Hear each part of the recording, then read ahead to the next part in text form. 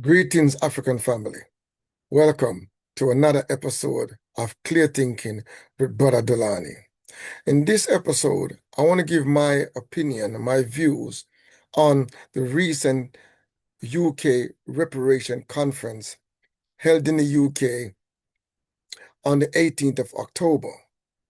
These conferences, I think this is the third conference that we have had, and yeah, I think the third one that we have had so far. And I didn't get to attend this one because I was already booked with another event, which was the UK Black Business Show. I had booked, paid, paid for my ticket. We had a team of people who made a lot of preparation, and spent a lot of money in preparing our our stall and our kiosk to kind of like get ourselves ready to present our businesses at the UK Black Business Show. And because we were so invested in that, when the message came about that the reparation conference was being held on the 18th, that was about like 2 weeks or even a week before the conference is when we saw the notification came through. I think I got an email. I mean, I was really shocked at the late stage of receiving that email because I had already booked to go to the Black Business show. And reparation is very important to me. I'm one of the committed ones to the reparation movement. And I was disappointed in the late notice because, in my opinion, when you have a conference of such magnitude, that should be the notification for such conference should go out at least 3 months or 2 months in advance of the conference, not the same month that the conference is going to be held, when many of us have already have prior engagement. And also the community can get more time to prepare because I believe that if with prior notification, with an all-out promotion and marketing of the conference, that place that the conference is held at Friend's house should be packed to the rafters with people from our community because there is an appetite for reparation in our community. There is a demand for reparation in the African community in Britain. Many, many, many African. It would be hard pressed to find an African person. When I mean African from Africa, the continent of Africa, from the Afrobean, and all over the diaspora that resides in the UK today.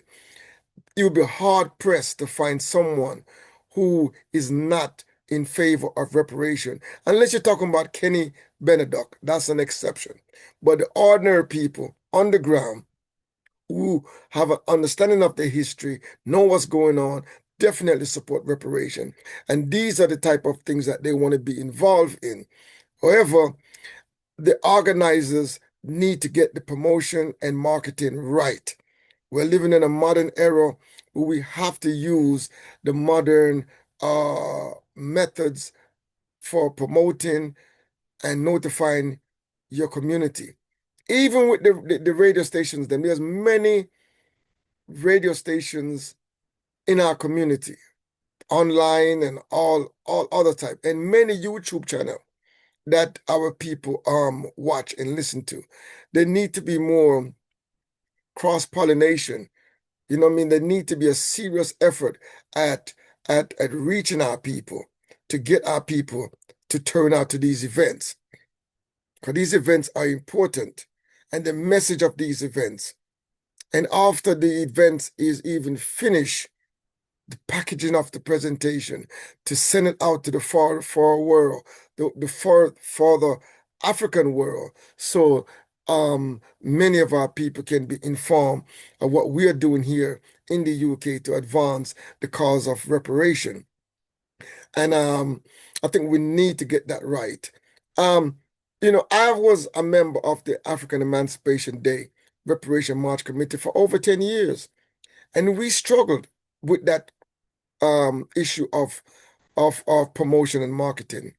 It was a great struggle because we never had a budget to really push the the promotion and the advertisement and so forth. And many of the radio stations in our community, they don't want to do anything unless you pay them. Now, I would suspect that the all-party parliamentary group who organized the African Reparation, um, the UK Reparation Conference, would have some budget. I'm not saying they would have a major budget, but they would have something to put towards marketing to get the word out in the community. To be honest with you, I didn't see anything. The email I got was the only thing, and I spread it within my network. And many of the people that attended because of the promotion that I helped to put out. And I know there's other ways that they're pushing this stuff out, but they need to be a concerted effort on the marketing and the promotion of these type of event because they are very important to our community. And there need to be some budget put aside for that. And like I said, in the Reparation March Committee, that is, has been transformed over now to a new committee. When we had it, we struggled with that situation of promotion. So I'm not going to sit here and try to be a hypocrite about promotion because promotion requires finance. It requires people who are going to do the work of, getting the message out, packaging the message, creating, infographic messages and get them out. It is not easy. And also to get sponsorship that can also amplify the voice and amplify the message of that particular conference on the 18th of October. So that is my first observation. The lack of promotion and marketing in time. Because even if you don't have the budget to blitz the media, the social media, the Facebook, the WhatsApp, the Instagram, the TikTok, the YouTube, and the online radio station, even if you didn't have the budget, at least give the people enough time and notify many of the grassroots people on the ground, and they would get it out in their own network. And I think time, that's one thing that we got to work on. Prior notification, give us time to prepare and set our calendar to attend to these events. That's my first major observation. The second observation, and even though I did not physically attend, I listened because a lot of it was broadcast via Zoom. And I got the link. I think because I'm on the mailing list, I got the link and I was able to tune in. So on my way on the 18th, on my way to the Black Business Show, I was listening in on my journey because it took me almost 2 hours to get there. So I was able to listen to Diane Abbott. I was able to listen to Jeremy Corbyn, which is, former big Labour Party leader. I listened to his presentation. And later on, down in the week, Galaxy Radio, GalaxyAfui.net radio broadcasts many of the presentation that took place. So I was able to get a feel and a vibes for what went on. And I must say, I heard Sister Esther Stanford presentation, and I also heard Jackie Kennedy. No, sorry, Jackie Mackenzie presentation, a very powerful woman. I was very impressed with her. She had a very precision and her awareness. I'm talking Jackie Kennedy here now. Her awareness of the reparation movement in the UK was very precise. She reminded me instantly of Sister Esther Jose, whom I consider to be one of my mentor in this reparation movement, who I look up to highly. And obviously I listen to Sister Esther Jose presentation, which is always a very powerful presentation. Now, I think I share some of this sentiment that Sister Esther, it was Esther Stanford Jose, for those who may not know, who know her as Esther Stanford Jose, we call her Esther Jose. As we all know, the Stanford is the enslavement name that we all was given, like my name, I'm also known by my enslaver's name, but my name that I identify and I choose for myself is Dulani, Masibuwa Dumisai. So that is my name. Her name is Esther Jose. Now, I agree with her on many points that she made. In terms of movement capture, that is a theme that she tend to return to and emphasize. And I'm coming at it from a slightly different angle, because even in this particular UK Reparation Conference, from the very first one to this one now, I notice there has been a slight a snobbery of certain element, a certain sector of the grassroots in this country, certain vocal and visible grassroots in the UK. It's been ignored. It's as if there's been a concerted effort to kind of marginalize them. And let me give a context to this statement. The leadership of the UK Reparation Conference, they are aware of the forces that has been pushing reparation in this country. They know, for instance, for the last 10, 11 years, that the street column of the reparation movement has been pushed primarily by the annual reparation march and rally that takes place in Brixton. We normally march from Brixton Windward Square to Parliament Square to demand reparation every year on the 1st of August.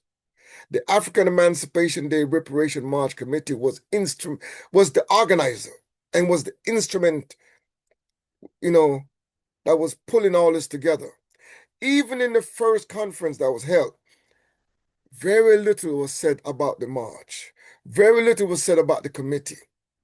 And we accept that, because I believe that the committee should have been represented. Our banners should have been up, our pull-up banners, our infographics should have been all over the place to gather support for the march.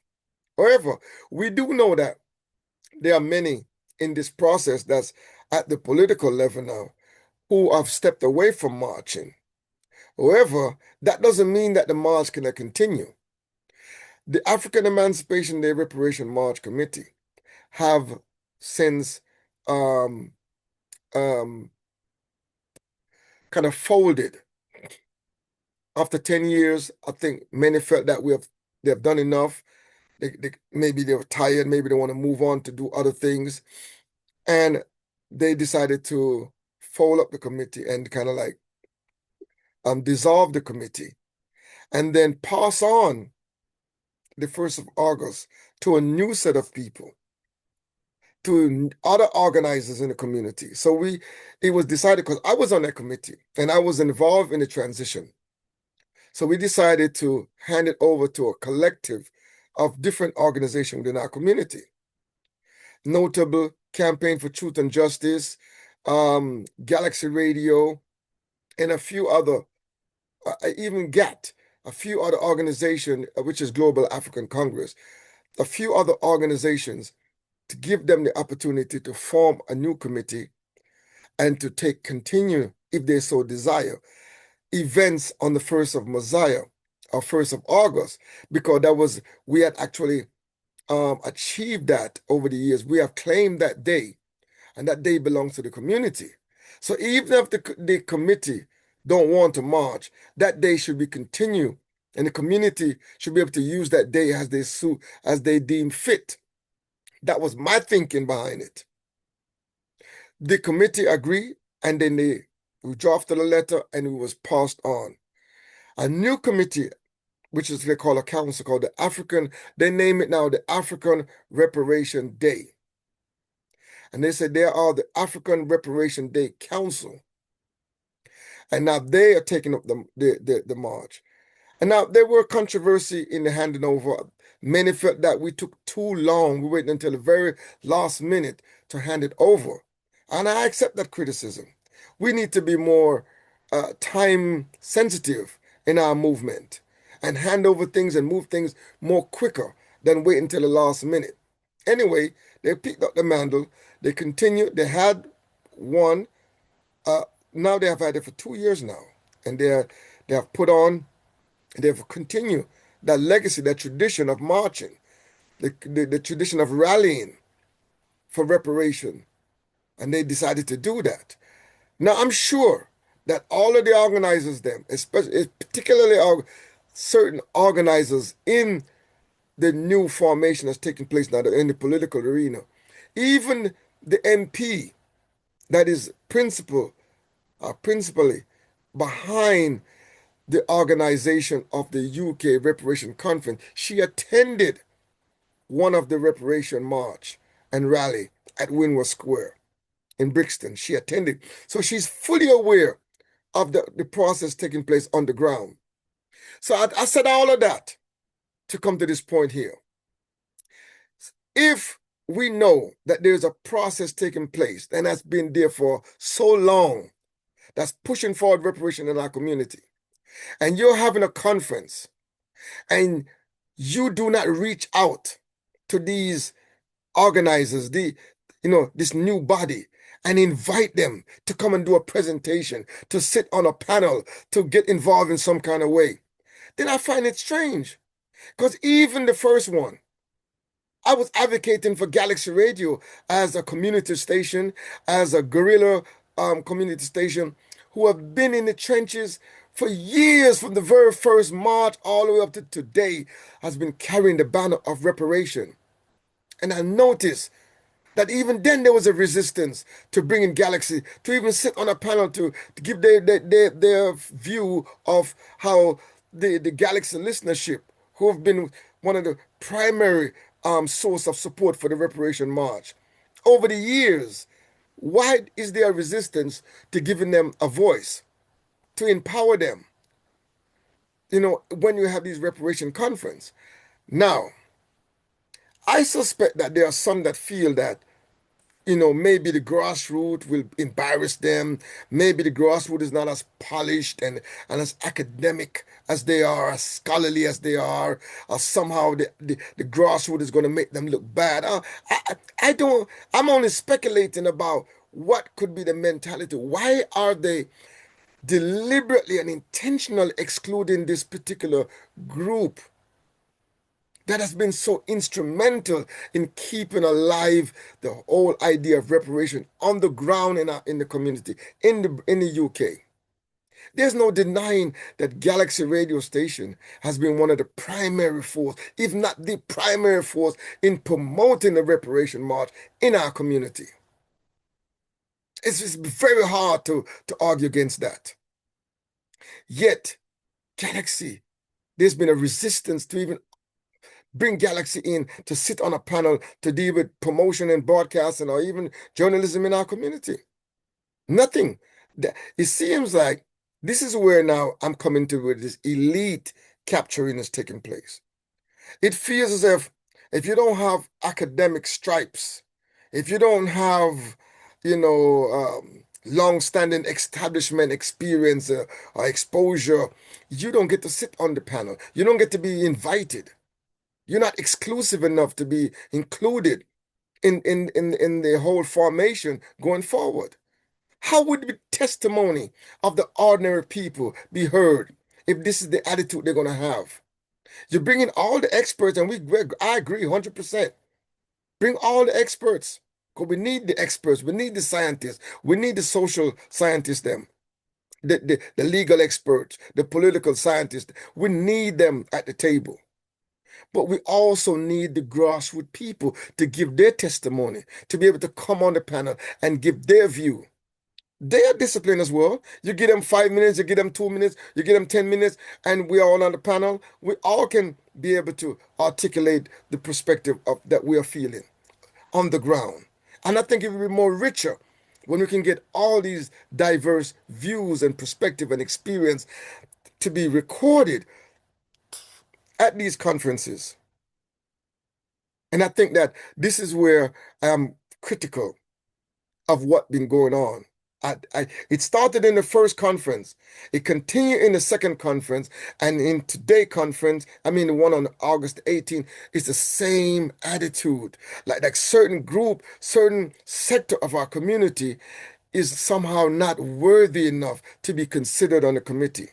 It's always some great academia, some great politician, someone with great, connection to establishment that are being invited and selected to sit on the committees, sit on these panels. Because there's many panel that they have throughout this building that are discussing the issue of reparation from many different angles.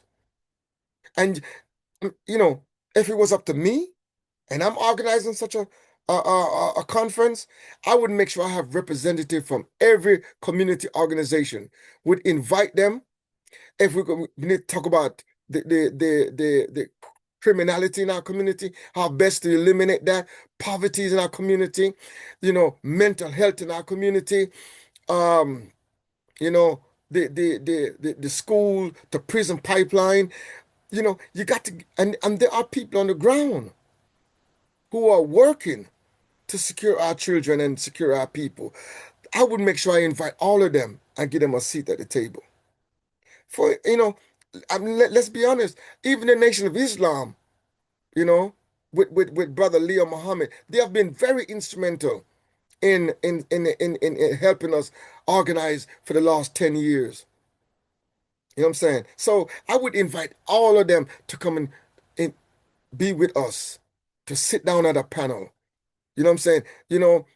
One representative from each organization. You got a room, you can find place to put them. It's not too hard, and make everybody feel like they have a stakeholder in this thing. But when the invitation is not going to a grassroots organization, and when they do attend, regardless, they year in and year out, they are the one that's always there. And most of the people them that you see that is coming, giving places on the panel, you never saw them through the 10 years of marching.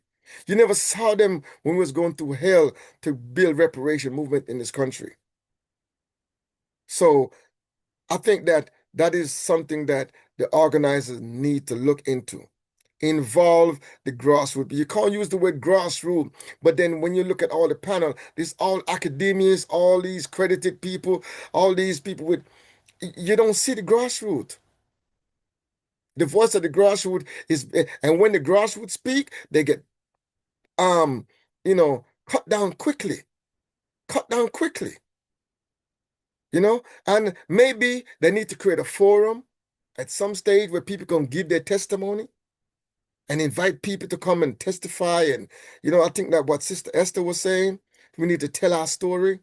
There's plenty of story to tell, and you can't tell it in on 1 minute or 2 minutes that they give people who are asking questions. That's where they want to relegate the people who has been doing the work over the years to come and ask a 1 minute question and sit down and be quiet. I think that's unfair. And I think the organizers, if they hear this message, they need to do something about this.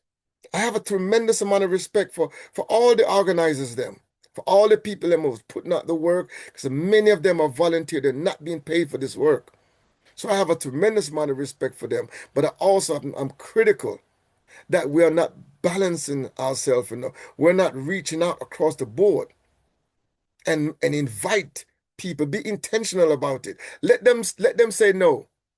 If you invite Galaxy or any other community relation that is doing work, that has been pushing reparation, and that's the important. Galaxy have always defined itself as a reparation station. So what is the harm in bringing them on board? What is the harm of bringing in the new committee who is organizing the march. It don't matter if it's 10 people or 100 people or 1,000 people out there marching. At least they're out there. They're putting in the work. What is so hard about inviting a representative from that council that is continuing the reparation day?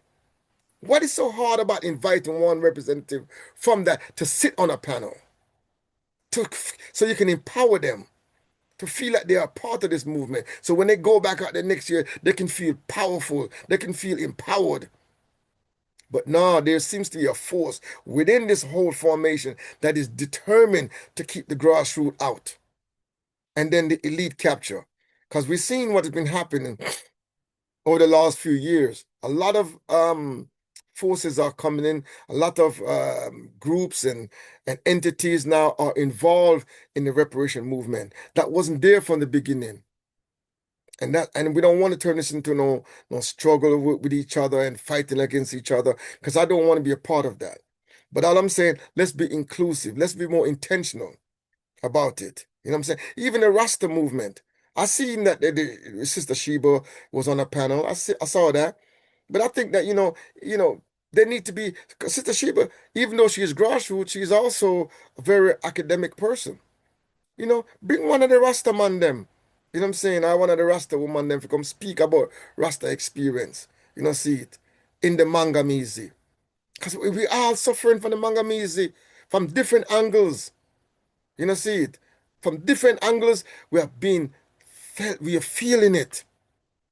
And many of us are hurt. Many of us are damaged. But we're determined. Reparation provides us the opportunity to repair. And I think we need to be more cognizant of these different groups that are operating in our community. You know what I mean? Bring them, let them become a part of this process.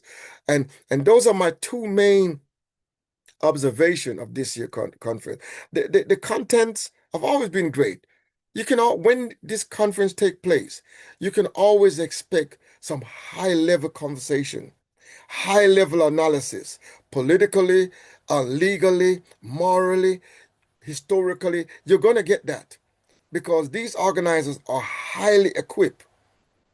They're highly equipped in terms of scholarship, in terms of the history, and they know the different angles of what we are fighting with and what we are fighting against and the forces that we align with. So you're always going to get that good quality, decisive analysis that can, keep you going in this reparation mode, that you can win the argument for reparation. You will get that from this conference. There's no doubt in my mind.